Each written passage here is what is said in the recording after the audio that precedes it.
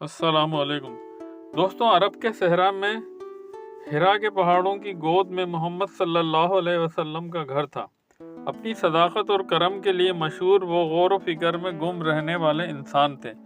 اکثر مکہ کے گرد و نواح میں موجود غاروں میں تنہائی تلاش کرتے تھے۔ ایک دن جب محمد صلی اللہ علیہ وسلم غار ہرا میں بیٹھے تھے، غور و فکر میں کھوئے ہوئے تھے کہ ایک گہرا سکون انہیں نے جھوم لیا۔ ایسا لگا جیسے ان کے گرد کی دنیا غائب ہو گئی ہے، صرف وہی اور ایک بے پناہ سکون باقی رہ گیا۔ اچانک ایک چمکدار روشنی نے غار کو بھر دیا اور ایک آواز واضح اور طاقتور ان سے بات کرنے لگی۔ آواز نے محمد صلی اللہ علیہ وسلم کو اللہ تعالیٰ کی وحدانیت کی حقیقت، اسلام کا پیغام ظاہر کیا۔ اس نے انصاف اور رحم اور نماز اور صدقے کی اہمیت کا ذکر کیا۔ الہامی وحی سے مغلوب ہو کر محمد صلی اللہ علیہ وسلم کانپ اٹھے۔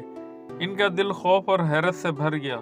غار سے باہر نکل کر محمد صلی اللہ علیہ وسلم کی زندگی ہمیشہ کے لیے بدل گئی۔ انہوں نے اسلام کا پیغام اپنے اندر سمیٹ لیا، ایک ذمہ داری جس نے ان کے دل پر بہت زیادہ وزن ڈالا۔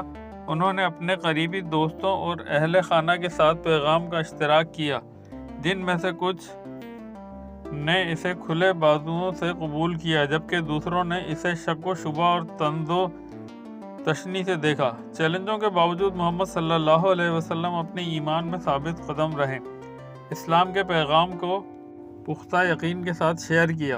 انہوں نے اللہ تعالیٰ کی وحدانیت، نماز کی اہمیت اور دنیا میں انصاف اور رحم کی ضرورت کا ذکر کیا۔